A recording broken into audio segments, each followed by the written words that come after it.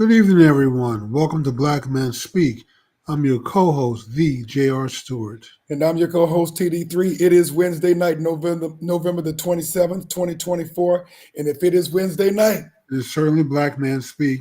So let's give a big shout out to Liquid for providing our theme music.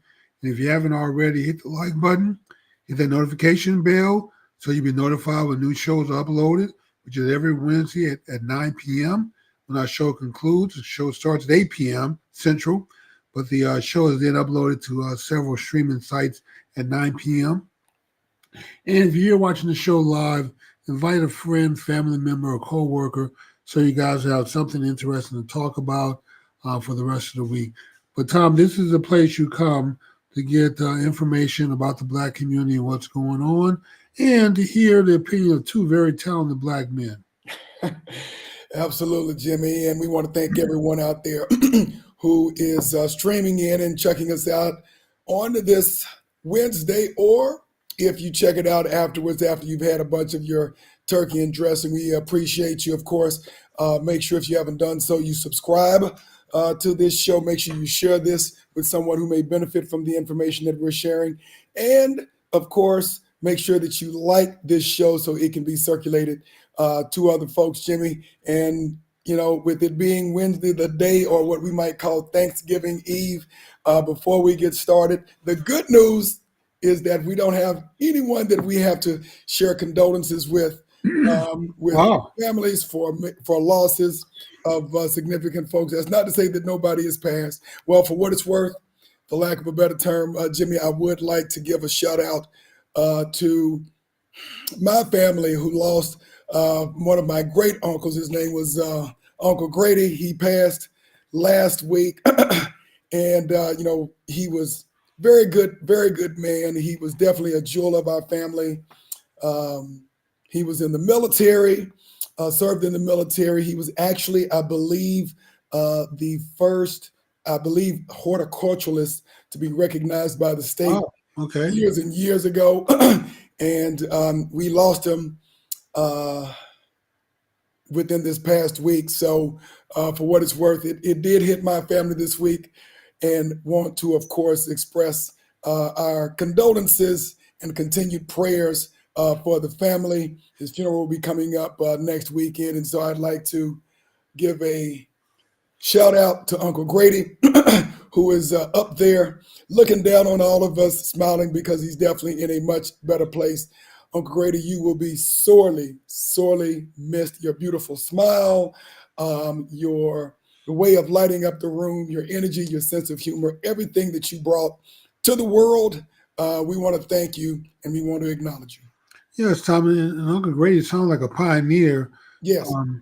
You probably couldn't find 12 people in America who's been in that industry who's Black. So Yeah. not generally something that you find a lot of Black people pursuing, but wow, that's pretty interesting. Well, Yeah. I'm sorry for your loss or for your family's loss. I hope Uncle Grady's in a better place, man. I am sure he is. He was definitely a believer, and anyone who ever met him knew that. So he is definitely in a better place. And what we'll do, Jim, is we'll transition to that. Obviously, we know that we're on the precipice of Thanksgiving Eve, with it being Thanksgiving tomorrow. So we, of course, want to give our best wishes to those who are spending time with their family, loved ones, friends, anyone else, whomever you spend time with Right. on Thanksgiving. We definitely want, of course, give you safe travels and prayers for your family during this time of thanks and giving. And Jimmy, why don't we take a couple of minutes just to kind of talk about what we're thankful for, and how we acknowledge this holiday. Okay. Well, Tom, of course, for me, I'm just thankful for health and the opportunity to improve my health. I've been going through lots of issues for the last couple of years. Um, Gained far too much weight, had negative health markers, and just recently, latter part of this year, starting in May of last year, May of this year, that I started to work on turning my health around. Lost a bunch of weight, got my A1C down, blood pressure under control. So I am thankful for for God answering my prayers, because certainly, I didn't want to face the dimming prospect, Tom, or having a medicine cabinet full of medicine just to stay alive. So that's no way to live, popping pills every day, because you are too lazy or trifling or don't have the knowledge that you need or the desire to improve your health, which we can all do. So I'm thankful for that, Tom, and just for the opportunities I've been blessed with. And it's also made me go back and revisit some things that I was passionate about early on, which starting next year, I will definitely jump in um, with both feet, Tom, and a full head of steam. And I'm determined that we need to have an economic revolution in this country for Black people. It's I'm tired of us being in the shape that we're in a country that we help make great. We don't receive we get opportunities, Tom, but we don't take advantage of it because a lot of times we just don't know. And we have one major problem in this country, Tom, and that's access to capital. Yep. And no one's going to come along and save us. So I'm here to tell Black folks we're going to get past our trust issues and everything else, and we're going to have to pool our resources together. I'm not talking about your rent money, mortgage money, car payment money. I'm talking about your cigarette money, your raw crown money, and your The club. vice money. Yeah, if you can sacrifice a little bit of that, which we all can, Tom. Um, but there's over 38 million of us in this country. But if we can get a million of us to find a way to cough up $20 a week, Tom, we can raise $1 billion a year. And I'm here to tell you, Black folks, that if we raise $1 billion a year, we'll be free in one generation. It's not going to be get rich quick, but it will allow us the million plus to be wealthy in one generation, and we'll drag the other 37 million along because they won't have any choice but to come along. But we will not be the outcasts and the sidekicks in this country anymore, Tom. I'm tired of seeing other people, primarily the Indian Asians, come to America, the Nigerians, the Africans. Everybody come to America and they see opportunity and they somehow find a way to get ahead. We've been here 40 years and we're still crying and on our knees begging white folks for freedom. Well, I'm through begging. I'm through asking them. I'm through being nice about it. It's time for us to do what we have to do, Tom, which is dig into our own pockets and free ourselves. God gave us $1.7 trillion this year, and we still on our knees begging white folks for freedom.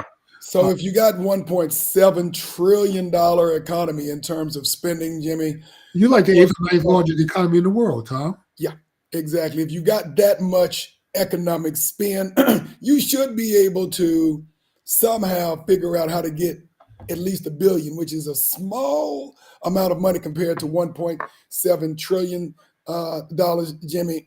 But that requires some discipline, that requires some sacrifice. It requires some certain code of conduct. Again, as we've talked about several times, when your dollar does not bounce one time Not one. within your community, it's going to be very difficult to somehow get $1 billion to start driving your economy. Tom, I was over in Carrollton at a real estate seminar, which is a total waste of money and Uh-oh. time. Uh-oh.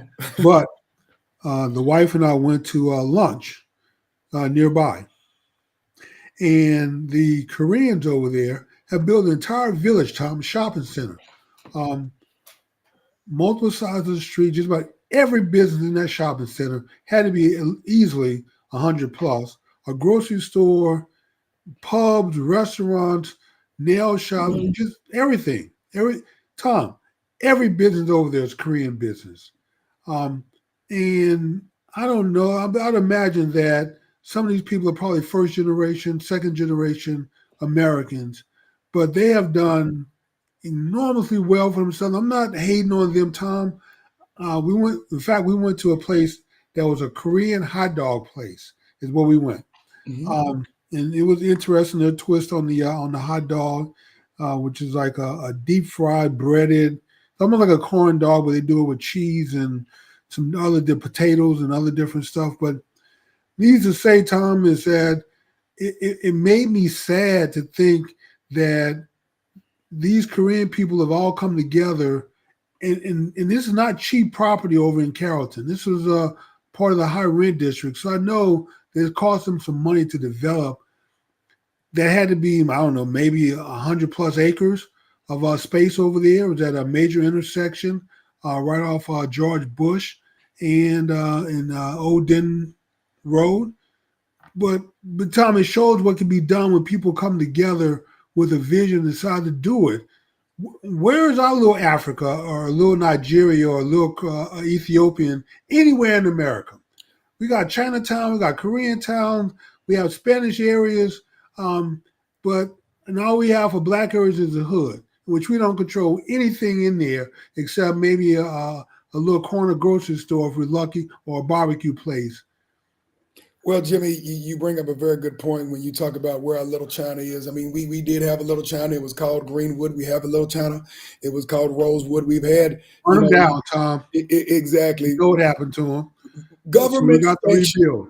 Government sanction destruction of some of the most prosperous communities of our culture in the country. And we still have two sisters in Oklahoma who are still fighting for justice to get something from that government at any level to acknowledge what was destroyed that they built with their hands. They didn't get any help with that. They didn't get the hundreds of acres of land that many other folks got in Oklahoma. They built it by themselves with their own hard work ethic, and it was taken away, and we've never gotten any recompense on that. But with that being said, you cannot give up. You have to continue to fight.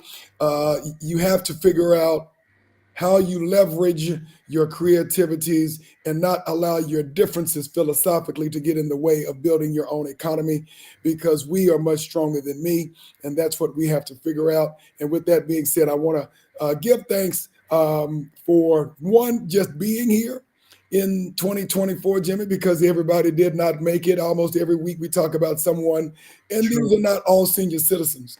These are not just folks in the winter seasons of their life who we're losing, but we're losing a lot of younger people as well, younger than us, Jimmy. So I want to, thank God for just allowing us, you and I, to be here. I want to thank, just having a family, a supportive family, loved ones, family, friends. To your point, Jimmy, good health, Jimmy. You can have everything else in the world, but if you don't have your health, what does it really mean if you don't have the health and the energy to do what you need to do, Jimmy? So, and of course, I want to thank all of our supporters out there, our friends, as Malcolm would say, even our enemies, who continue to view and watch Black men speak and make sure that we stay propped up, Jimmy, so that we can continue to bring the most informative content that you can have, bar none, on the internet. So with that being said, Jimmy, to your point, we've got to start with taking care of self first. If there's anything that we have to continue to learn every decade, every, for lack of a better term, generation, is that there's no one else who is going to help us. No one, Tom. No one. So when we figure that out, and when we, to Michelle Obama's point, do something about it, not just talk about it, but do something about it, that's when some of this changes. But we have got to look at the community solution, not the individual. To your point, Jimmy, individually, it's okay to be doing well, to be wealthy and all that, but that really means nothing if you don't have a base behind. You can't reach back and pull somebody up with you, which is always a sign to me of power. It's not the people who are wealthy, but it's the people who are wealthy because they've been around someone who is wealthier, who pulled them up. There you go. That is the true wealth creators. And those are the people who really drive things in this country. But on top of that, Tom, we have to learn to do that for ourselves. No one's coming to save us. No, if the black celebrities, the black wealthy class, if white people, if anybody was going to come save black people, they would have done it by now. Yep. We've been in this country 40 years. There's been plenty of opportunity for others if they had the desire to come save us. We did more for ourselves, Tom, back in the early 1900s than we're doing for ourselves now. And so I realized that our biggest issue is capital. We need large infusion of capital, but we can't do it in a way, Tom, where we raise it on the backs of poor people where it hurts. So we have to do it in a way where you can give 5, 10, 15. I'm saying $20 a week, because if we can get 1 million people to come up with $20 a week where it doesn't hurt them. Tom, that's $1 billion that we could use for economic development around the country. And $1 billion will go very quickly, spread out, but over a generation, 25, 30 years, that becomes a lot of economic buying power, economic development to fund businesses, to build businesses. And once we have that in place, Tom, we don't have to get on our knees and beg anyone for freedom. We'll be free. In fact, there'll be other people coming to us wanting to do deals and want to do business with us as opposed to wanting to avoid us. So we have to wake up, and if we can get 1 million of us to get our heads right, we can drag the other 37 million along because they won't have any choice, Tom. True that. True that. I'd like to acknowledge Brother Frederick Roberts on the chat That's line. cool. I want to thank him for jumping in on the chat line. Would love to hear his thoughts. You know, he is one of the, of course, our frat brother, being one of the most intelligent men on the world, just like ourselves, we're built of the same metal. So I want to thank him for joining on the chat line. Anybody else, please join us on the chat line and let us know your thoughts. It is a little bit after a quarter after the hour, Jimmy. Do you want to go ahead and have our music contest? We only have one song in the daytime and one movie. Right. So we can do it now, or we can start at the bottom. We can do it now and then go Okay. into sports, and then we could do the movie contest a little bit later. All right. So our first song, and also announce that this show is going to be the last show for the year where we do the music and the movie contest. Next week we will announce the winner. And tell me, do you want to announce what the prize is going to be this year? So is this going to be the last? This is going to be the last one where we have the contest. The last show. All right, So yeah. Let's go ahead and contest. announce the prize. Yeah, we're going to give out a $50 Amex gift card to the winner, and we just want to wrap it up with enough time to be able to get the address of the person, mail it to them so they can have it in time to use for Christmas, or to take themselves out, buy them a gift, or put in their wallet for a rainy day. So anyway, you guys know the rules. Name of the song, name of the artist, 1 point each. Got 30 seconds after the song concludes. And the first person to get the answers correct gets credit. And so here we go. First song. And text your response to the number in the lower left-hand corner. That's right. So here we go. Glide and swerve, these looking so hard, they straight hit the curve. Want to bigger, better things than some horny tricks. I see my homie and some suckers all in his mix. I'm getting jacked, I'm breaking myself. I can't believe they taking Warren's wealth. They took my rings, they took my Rolex. I looked at the brother, said, damn, what's next? They got my homie hemmed up and they all around. Can't none of them see him if they going straight pound for pound. They wanna come up real quick before they start to clown. I best pull out my and lay them busters down. They got guns to my head, I think I'm going down. I can't believe it's happening in my own town. If I had wings, I would fly, let me contemplate. I glance in the cut and I see my homie Nate. 16 in the and 1 in the hole. Nate Dogg is about to make somebody's turn. Now they dropping and yelling, it's a tad bit late. Nate Dogg. All right, we'll give everyone 30 seconds to get their responses in. We are starting to get responses in. So let's see what we've got. You've got 30 seconds.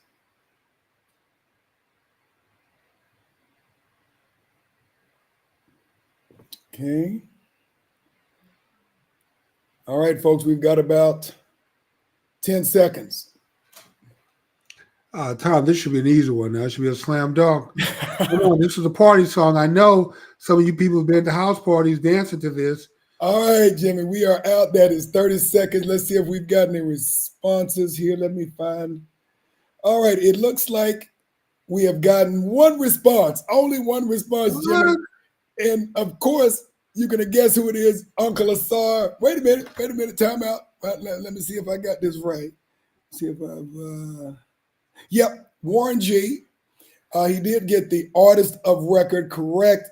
We did not get a correct answer on the name of the song, which was Regulate regulate folks by Warren G. But Uncle Asar did get 1 point for at least getting the artist Ah, of record correct. who doesn't know this song? I know everybody's been at the house party at the club, dropping it like it's hot to the. Come on, this is a club song back in the day. Yeah, Like a French even folks song. who couldn't dance could get on the floor with this one. Okay, well, all right, Uncle Sar, congratulations. Tom, let's move into sports. All right, Jimmy. And, It is starting to get warm, man, for the college football playoff, Jimmy. We got, I think, one more regular season game, and then you've got the conference championships, Jimmy. And there was a lot of fallout this past week, including my alma mater, who was all they had to do was win out, and it would have been a shoe-in, Jimmy. But now, Ole Miss lost, Texas A&M lost. Alabama lost. Alabama lost, and so now if we look at the top 12, if we look at it right now, even though we have a couple more games left, Oregon is still number one in the CFP rankings. You have Oregon, Ohio State, Texas, and Penn State in the top 4 positions. We know that there are 12, and I believe, Jimmy, it's 5 teams who win their conference championship. They get an automatic in. Is that correct? And then after that, I guess the best next 7 teams. But Jimmy, it's going to be pretty interesting. Jimmy, Alabama, I think, is right outside of the top 12 right there. I think they're at number 13. Tom, all they had to do was win out. Yeah, they had come down to 7th or 8th. All they had to do was win out, beat a 5-5 team in Oklahoma, and then win next week, and you're pretty much in the playoffs. And same thing with Texas A&M. They were playing a 4-6 sub 500 South Carolina team. I'm sorry, Auburn team that they should have won, but Auburn won in like 4 overtimes. Now Texas A&M has dropped to number 20 in the country right now. So the best they can do is somehow beat Texas in this game that's coming up this weekend. I think that puts them into the playoffs, but they have already lost 2 conference games. So I'd have to look at and see if beating Texas would actually put them there. So it's going to be pretty interesting. What I thought was pretty interesting, Jimmy, is that the Big Ten currently have 4 teams in the top 12. The SEC has 3 teams, could have had 6, but have 3 teams. And I think the ACC after that has 3 teams in the top 12. They have 2 or 3. I know they got SMU, they got Clemson. I'm not sure who the 3rd team is from the ACC. Yeah, they've got Miami. Miami, okay. Yeah, Miami is number 6. And then as for a small conference, we got BYU that's hanging in there. Well, no, actually BYU lost this past week. It's Boise State. It's Boise State in the Mountain West. They're right at number 11 because BYU lost just past week. They're in the Mountain West or the Big West? BYU is, you know what? You're right. BYU is in the Big 12. In the Big 12? Yeah, they're in the Big 12. BYU is in the Big 12 right now. Boise State is in I didn't know they had moved. Okay. Yeah. I was surprised that the SMU had moved over to the ACC. Yeah. It's given all the history that we've had in the Pac-10 and all these other conferences, you got to get used to everybody being in these new conferences. Well, like I said, Tom, with the transfer portal that exists now, players are moving around. They're not sticking with one school for 3 and 4 years. And if they're not playing and getting an opportunity, they're putting themselves names in the transfer portal and moving. So it's changed the whole dynamic of sports. But still, it's going to come down to talent and coaching, Tom. You really have to be a good coach in order to win today and be able to coach the talent that you have to sometimes perform beyond its ability. And Oregon seems to be doing that, and everyone else kind of seems to be just okay at doing it. So I thought for certain we'd have 1 or 2 more undefeated teams down the stretch.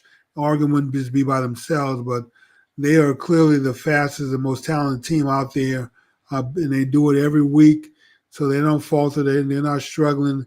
Teams they're supposed to beat, Tom, they beat to the ground. Exactly. And that's exactly what has to happen. They not getting off the pedal for nobody. They go full throttle, Tom, no matter who they're playing. So I got to give them credit. In fact, I enjoy watching them because they play with such speed. They've always had fast teams, but they've always been their Achilles heel has always been teams that were much larger. You know, they had, especially on the line and in the trenches, they would get pushed around sometime. And then Colorado, Tom, I know they lost this week, but still a big improvement from last year, which is a big improvement from the year before. So they keep kind of adding to the success each year. So I would imagine that maybe next year to see Colorado, maybe competing for a conference title. Maybe so, Jimmy. They'll go to a bowl this year for certain. Because I think they've won 7 games. I believe they are eligible. But, of course, all the rumors that are going around is who might woo Coach Prime from the college ranks to the NFL ranks as head coach. Of course, they've been talking about your team, the Cowboys, possibly trying to pursue Dion. Tom, you mentioned the cow pads. They can't even lose correctly. They have absolutely zero incentive to win a game. If you want to help your team out now, you need to tank every goddamn game from here on. It's about draft picks for next year. You have nothing to play for this year. You're not going to make the playoffs, and if you do make the playoffs, you're not going to go anywhere. You're bait for the piranhas out there. So they couldn't give the game away to the Commanders this past weekend. Tom, sad. It's like, man, y'all can't even when you need to lose, you can't even do that right. Coach Fuddy Duddy on the sideline, Coach Mike, you can't even find a way to make the game look interesting and lose just to help the team out for next year. They just continue to shoot themselves in the foot, Tom. This is why, we have 10 draft picks next year. And if we trade Dak away, we can get a 1 and a 3 simply because of his value being where he is. So we'd have 12 picks. We'd have 2 in the first round and 3 or 4 in the second round. So we'd be really in a great position next year, draft-wise. And Mike needs to understand. Who do you think would pick up Dak's contract, though? Tom, there are teams out there desperate enough to need a quarterback that'll grab it. And for $60 million a year, they'll think it's a bargain because he's under contract. They don't have to worry about negotiating and what the market is going to be next year, the year after that, and the year after that, which the price is just going to continue to go up. So they'll have theirs locked in and budgeted for $60 million a year. And the Cowboys may even throw in some money, $5 or $10 million of that to help, pay it because they'll be freeing up $60 million in cap room. But that'll give us money to re-sign Micah and our draft class and have some money left over for some free agency. So I think getting a new coach next year, unloading Dak's contract, let him go, trade him to somebody. Now, I know he has a no-trade clause, so he has to agree to the trade. But it's either you agree to a trade and walk, or, we're going to sideline you and go draft your replacement anyway. And I will go down to Alabama. I know Melrose did not look good this weekend. Nope. He looked horrible this weekend. But a lot of that had to do with Oklahoma defense making him look horrible. But, Tom, that guy has size and speed. When did Oklahoma start playing defense? Huh? When did Oklahoma started playing defense? Well, Tom, it's you got to ask the question when are they going to start playing some defense? They played pretty good defense against Oklahoma. They played enough. I'm talking about Oklahoma. When did Oklahoma start playing defense? Oklahoma played, schemed them, Tom, and out-coached them extremely well. And a lot of times they were only rushing 3 and 4 on the line. They were putting all kind of pressure on the quarterback, stopping the run, not having to overcommit and blitz a lot. So I give them credit. And then on the flip side, they ran the hell out of the ball on Alabama, especially to the edge and to the outside. But they ran between the tackles also. It wasn't just outside running. But that damn quarterback of theirs, maybe he can't throw the ball very well, but boy can he run. Well, And he lit up Oklahoma. Him and the other running back, the two of them. I think they had over 200 some yards at halftime. They finished the game with almost 400 yards rushing. well, Jimmy, you know Alabama fans very well. When are they going to start calling for the coach's head? They're already calling for it, Tom. People are already having saving remorse, saying maybe it's time to bring him back as a consultant or something. All I can say, Tom, is you're probably going to give the new coach, at least 3 years to do some recruiting of his own, put his own system in. But they have to do a better job because the folks in Alabama, the alums down there, are not used to not being in the mix every damn year. And literally being run over. Oh, run over, Tom. Run over by an Oklahoma team that's not a very good running team. The quarterback is not very well, can't throw the ball very well. And this is a team that was 500 that ran you over and stymied you and held you to 3 points on defense. So yeah, it wasn't a good weekend for me, Tom, between Alabama and the Cowboys, which, I mean, I'm happy that they won a game, Tom, but the win does us no good now. It was 5 weeks ago, it'd be different. They won against a quality Commanders team who is leading the division with a reasonably healthy quarterback. I know that Jaden Daniels had some rib issues, but he came back. I think this game was relatively healthy, and they beat a very good team who's leading the division. Yeah, Tom, but they shoot themselves in the foot by winning. I agree. Because the win does you no good. It just moves you further down the draft. Well, they will be playing against the team that's further down the toilet bowl, the New York Giants, tomorrow during Thanksgiving Day, Jimmy. And they got rid of Daniel Jones, of course. They got rid of the quarterback, Tom. They've gotten the other quarterback in DeVito, and obviously they weren't really happy with the results last week either. They were hoping that he would give them a spark, and I think it went from bad to worse within the New York Giants organization. So it may be hard for the Cowboys to lose tomorrow too. Tom, what we need is to put Lance in the game. Trey. Take some of our damn starters out. I'm going to say that the two freshman draft pick guards that we had to stick in the game, they played a fairly good game, Tom. They did fairly well. Now, if you're going to continue to play well, I'm going to take your ass out too and put our injured, hurt starters back in if we have to. But Tom, Mike needs to figure out a way to lose that damn game. We don't need to win any more games this year. If you really want to help the team out, Michael Parson and all the rest of y'all, take one this year for the team, for the fans, and just go ahead. It doesn't reflect on you. It doesn't make you a loser. What it does, it puts you in a better position to win next year. So sometimes you just have to write a season off, Tom, take one for the fans, and start building for the future, and the future starts tomorrow. Well, Jimmy, for what it's worth, as bad as the Giants are, it's going to be hard to lose to the Giants without doing absolutely disaster work. But if you look at the rest of the season, they play the Bengals, should be a win, but they play the Bengals, in my opinion, should be a loss. The Panthers played pretty decent this past weekend, played the Kansas City Chiefs, a pretty good team, but Chiefs, I don't know what the Chiefs are doing other than winning. Yeah. So they play the Giants, the Bengals, the Panthers, the Bucks, the Eagles, and the Commanders. So I'm thinking they should lose to the Bengals, the Bucks, the Eagles, and the Commanders in the second game of that series. So I see them only winning maybe 2 games. That is the Giants and the Panthers the rest of the way through. And so that would give all of them up, Tom. Hey, it's at the bottom of the hour. Let's do our movie trivia. Okay, cool. Real quick, and then we're going to get to our last 2 stories.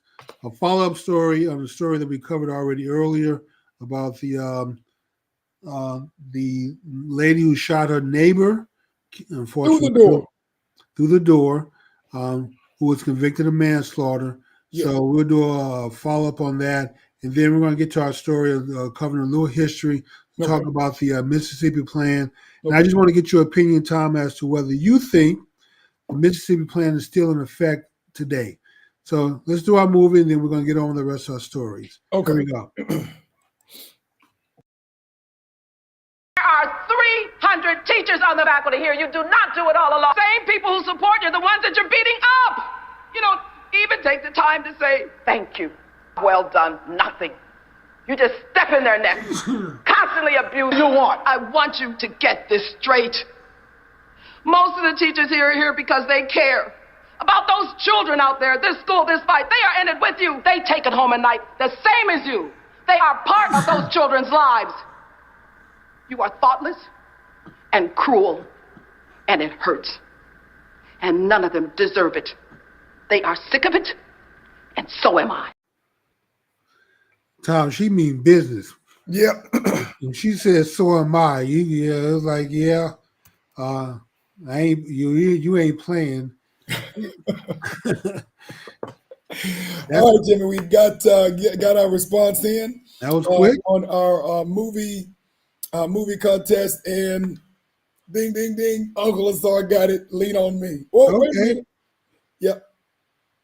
Lean on me. Well, we may not have to do very much accounting to determine the winner for next week, but we're going to still turn it over to our accounting firm Yes. to compile the numbers and certify it. So, but congratulations, Uncle Asar, for getting the hat trick. Well, 2/3 of a hat trick. So for the two remaining, for one music and one video for this week. So, Tom, let's do the follow up. Let's go The manslaughter conviction in Florida. Let's do a quick reminder to remind people of the case, and then we'll get your opinion on the conviction. Okay, good deal, Jimmy. Yes, as we had talked about before, and we've covered this story some months ago about a shooting in Florida. 1 year after the killing of her neighbor, a mother of four was shot through the door by her neighbor, both, of course, living in Florida. She has been recently sentenced to 25 years in prison.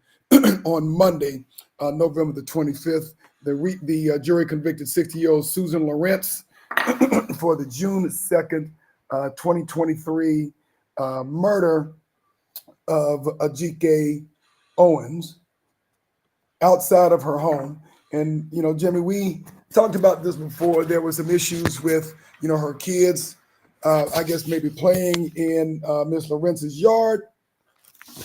And they had some conversations between the two of them because she was harassing the kids and throwing, I think, their what's that?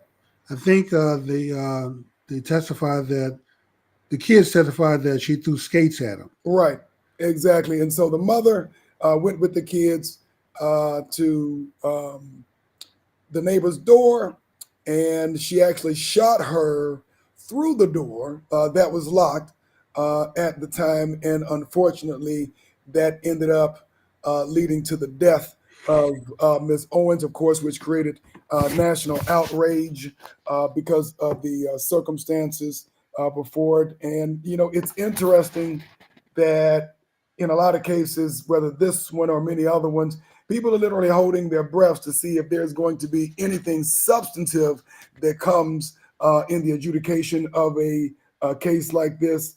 But in this case, she did get 25 years in prison. But she will have to serve at least 11 before she's eligible for release. And on top of that, Tom, at some point, she's going to move on in life. Yes. But this young lady is dead, and her children have lost a mother. Her 4 children have lost a mother. And I hadn't heard anyone talk about the dad, so we don't know if he's in the picture or not. But the mother is dead. She could have injured the kids also, and so she was definitely reckless.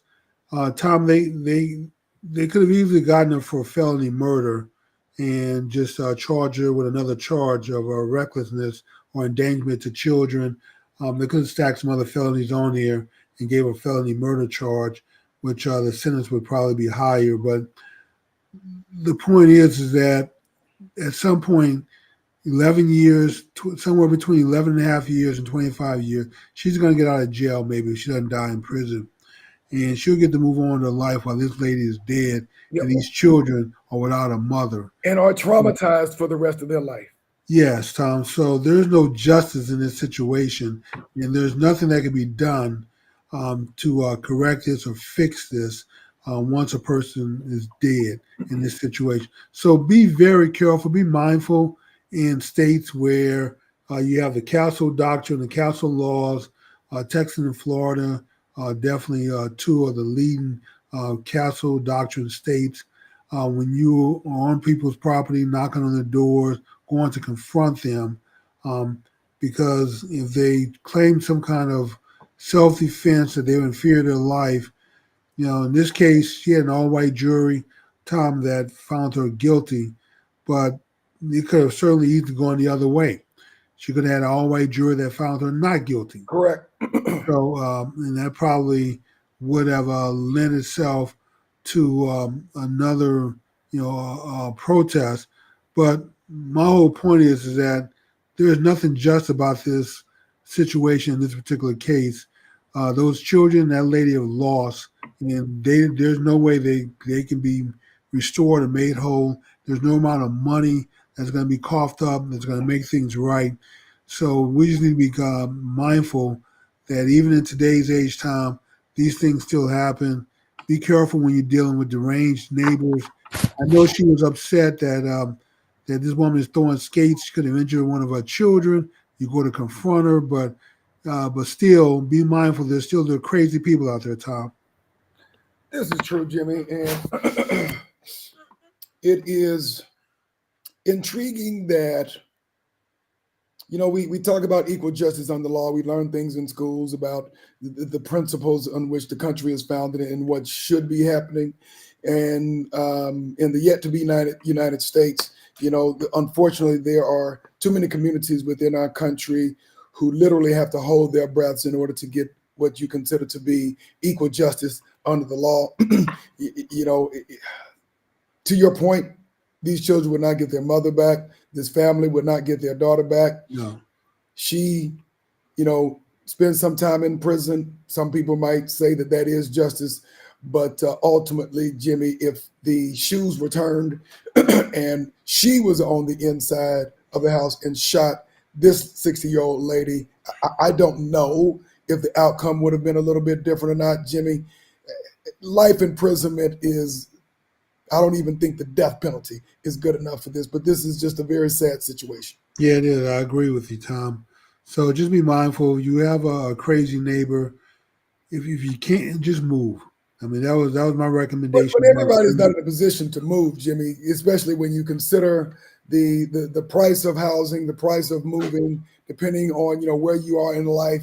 I don't know how long she has been in her home right now, Jimmy, but, in principle, it would be good to move. But just like the kids who had the guy that we reported on earlier who was putting out ropes and things of that nature, everybody doesn't have the resources. Most folks are hardworking people who don't have a ton of money where they can just go and buy another house. And she may have been renting. I'm not exactly sure.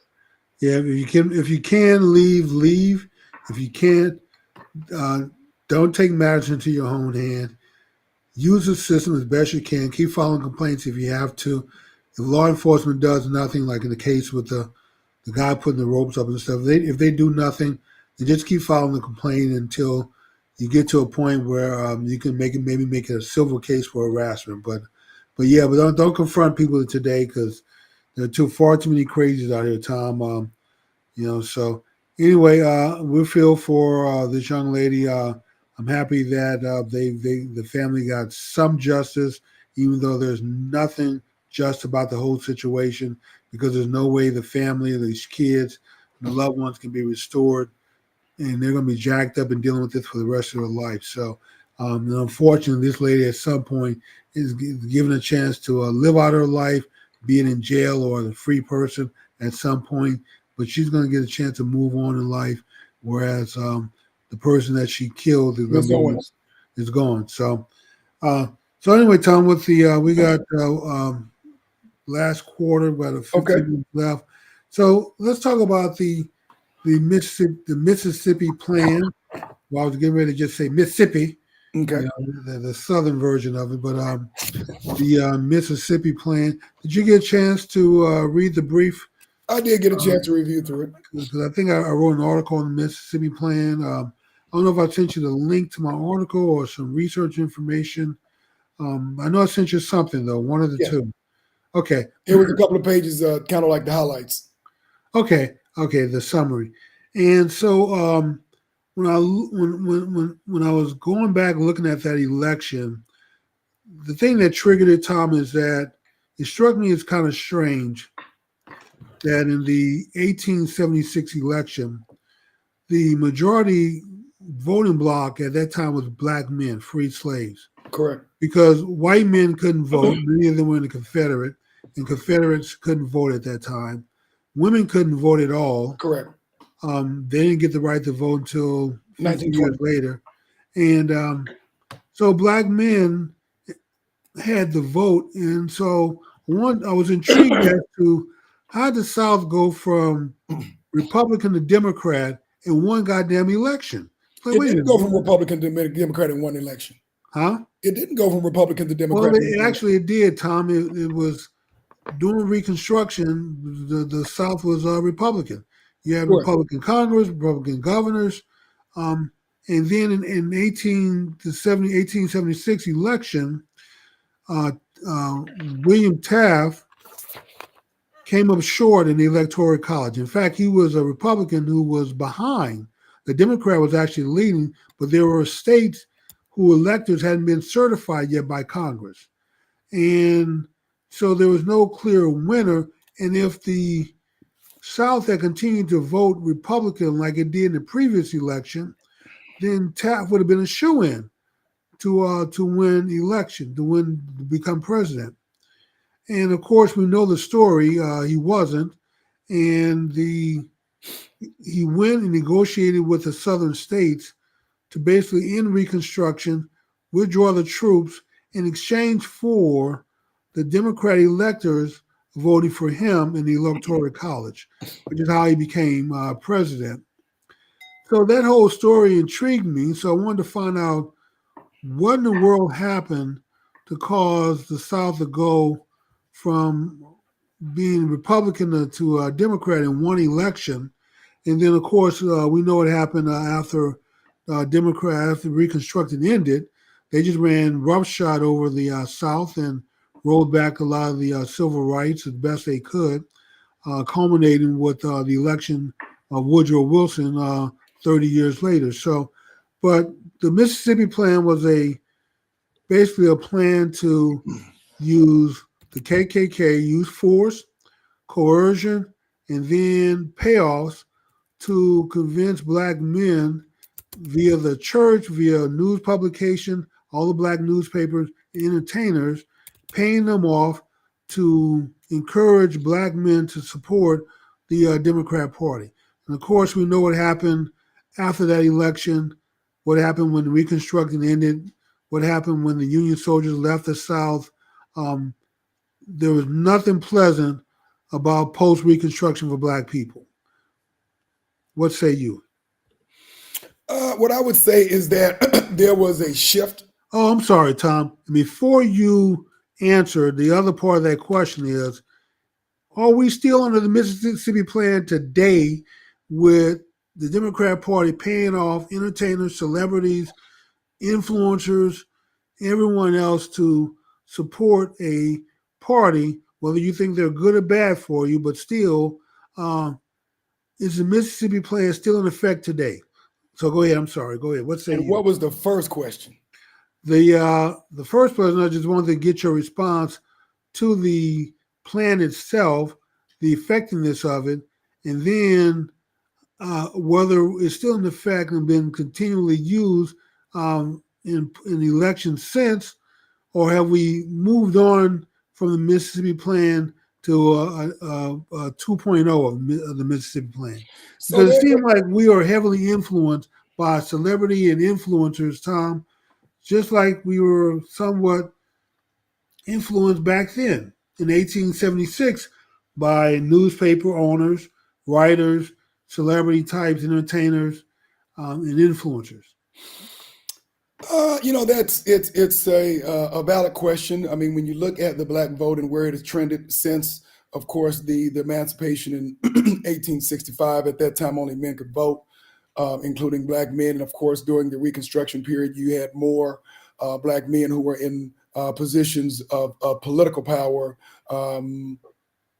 Probably at a greater. There has probably been no greater time of No, that was the greatest advancement period for black people, those 11 years. period. And it ended in 1877 when we historically know as the Great Compromise, in which the Union pulled their troops out of the South and they went to what we call states' rights, which in essence allowed a lot of ex-Confederate Southern states, what we'll call it, to be very clear, to control their own politics and dynamics. And when you look at the influence on voters during that period of time, that was primarily done by violence. I mean, obviously, we were still highly segregated or completely segregated as a country, even though we had the Civil Rights Act of the late 1800s. But lynching, after the federal troops have pulled out, then you have groups that had a resurgence. The Redcoats, eventually the KKK, Redcoats, the KKK, that's right. who used tactics, anything from, of course, voter literacy tests that were absolutely. But, even the Sisters of the Confederate. I mean, you had some groups that were operating back then, and the white people were supreme, and they were anxious to restore that hierarchy. Go ahead. Right. So, getting back to the point, violence, whether it was through lynching, whether it was rape, through, of course, just murder, or whatever tactics were necessary, to more lighter things such as, of course, poll tax, literacy test, things of that nature to disenfranchise our ancestors from being a part of the political process and taking what is supposed to have been the premise for the foundation of this country. And then, after you look at the southern states, the ex-Confederate states, primarily in the South, using states' rights in order to gain back control of what they says, taking our country back, for lack of a better term. Africans who were formerly enslaved did vote primarily Republican because it was the party of Lincoln until you get to the early part of the 20th century. Things began to shift, of course, with FDR, with, of course, many of his broad sweep. Yeah, the turning point was 1936 with Hoover in that election. Exactly.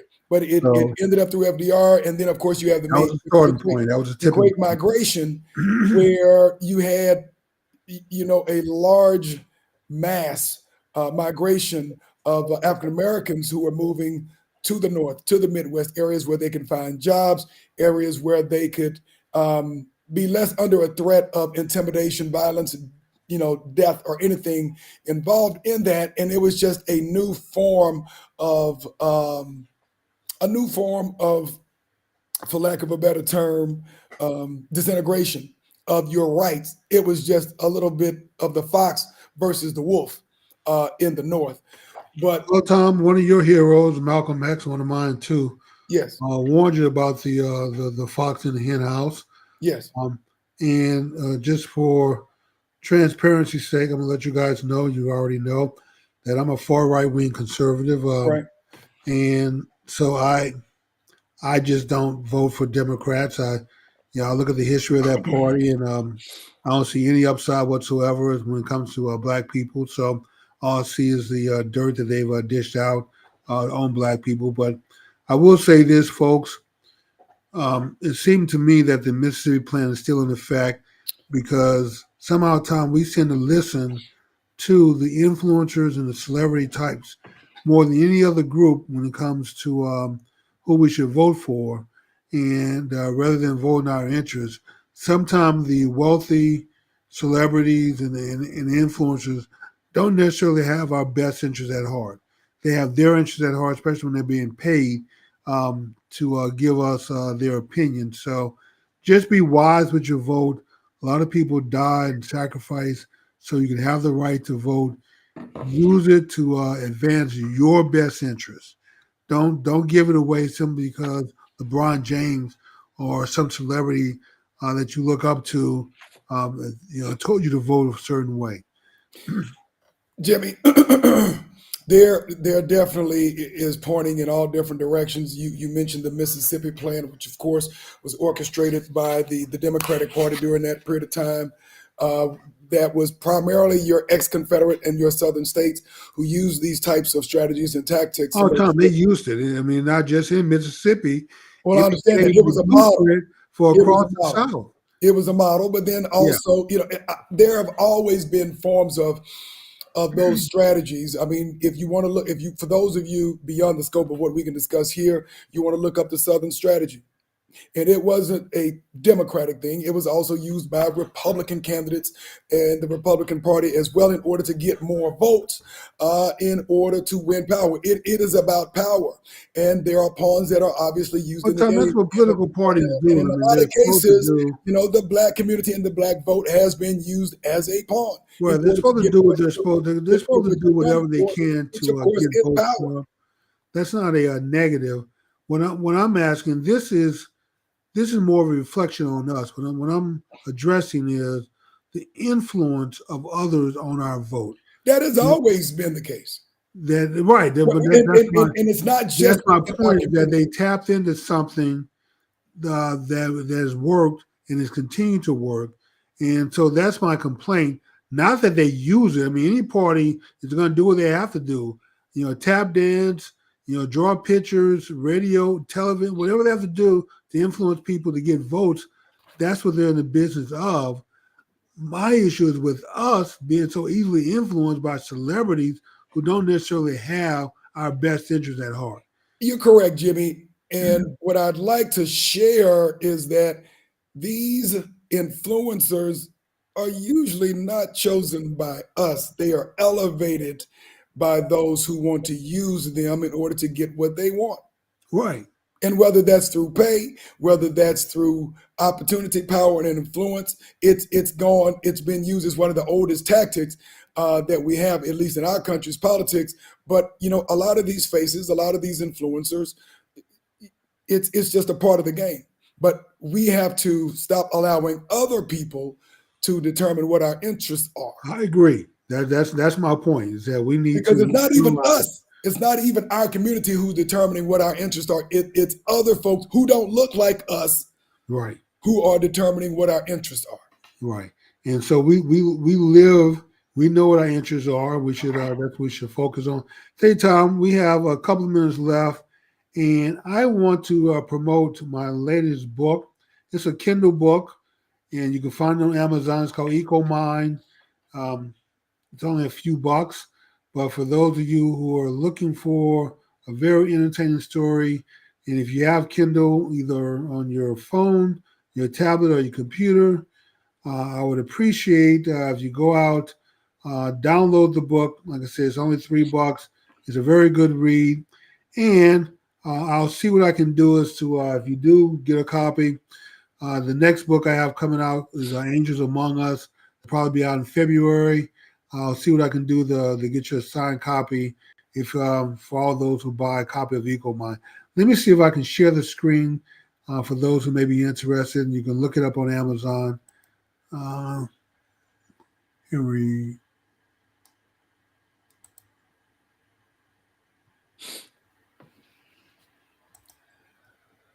There we go. So that's the Amazon page, and that's the title of the book. That's where you can find it. It's a very good story, fascinating story. You should go check it out. And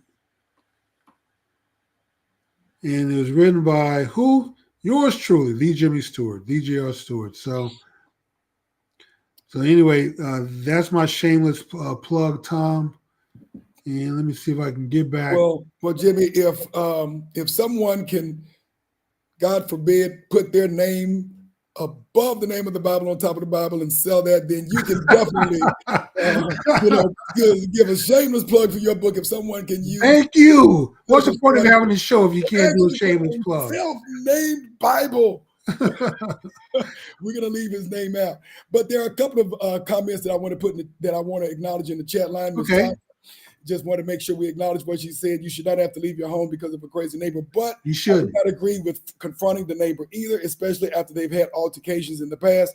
The best way to handle that is when the police department doesn't hear your cries, take it to the press, go to the media, and make them make your story a priority. Go to every media outlet, get on your social media page, blast that person, put their address on there, talk about and video them, shame and expose how you handle those types of people. And she's talking about the story where, of course, Miss Owens I was agree, murdered. Tom. You can bring it to Vladimir Creek if you want. Maybe should have taken it to the press, taken it to the media in order to put pressure on her about, what she did with her kids.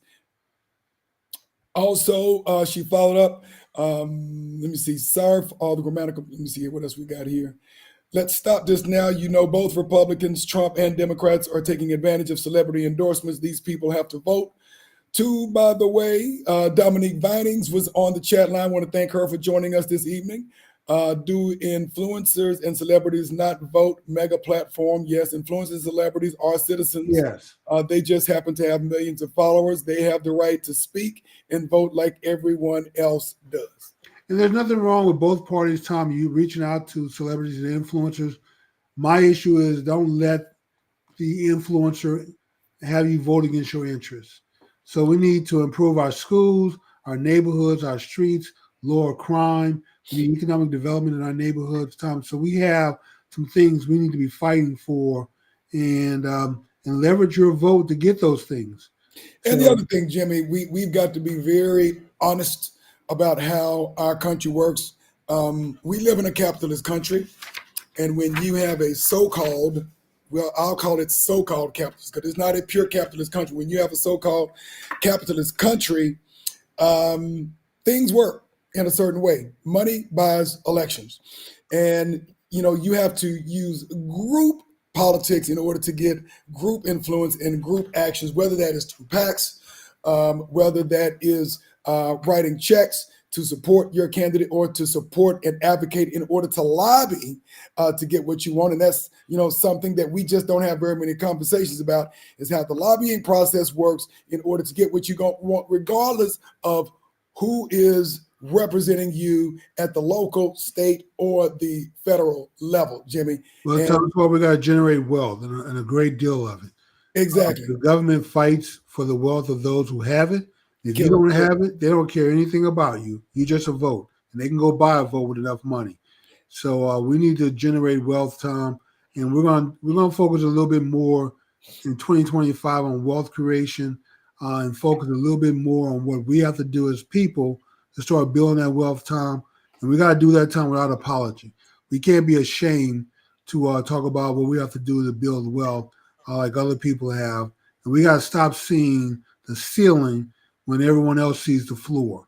And the sky is all they see. And then when we're in the same position, we look up and all we see is a ceiling. And so that has to stop, Tom. We got to see what everyone else sees, that there's opportunity here in America, but you got to be willing to go out there, grab it, take it, and make it yours in order for it to happen. And we just haven't done that enough, sitting waiting for someone to come save us, and that is not happening. So Captain Save Me hasn't come to our neighborhood yet, and I predict that he or she will not be coming anytime soon. So we need to save ourselves, Tom. $1.7 trillion this year that God has blessed us with, and I'm pretty sure that we're all on our knees praying, asking God to save us and free us. And God's probably saying, to take a passage from our frat brother, Tony Brown, God's probably saying, take the money I've given you and free yourself. So, so that's what we're going to do, Tom. We're going to focus a little bit more on economic development next year and freeing ourselves. So people just get ready. We need 1 million people to help free one generation, 1 million people, and we can be free in 25 years. And parenting is going to have to be, and also going to have to be a part of that conversation, Jimmy. Yes. Okay. Probably a little bit over, but that's okay because we on the show. I just want to say thank you for everyone for coming out and watching. And Tom, I'll give you the last word to close us out, and then we'll call it a night. All right, we want to thank everyone who's joined this show today. We want to thank everyone who's watching this show. After today, we pray that everyone have a very safe and prosperous Thanksgiving, and do take time to give thanks to God for those of us who are still living. Give thanks to those who have been influenced in our life, those who have helped us in our lives, those who are here, those who are not here. And of course, give thanks to the Almighty for what he continues to bless us with. And so if God says the same as the old folks used to say, we will see you next Wednesday, because of course, if it is Wednesday night, And certainly Black Men Speak. good night, everyone.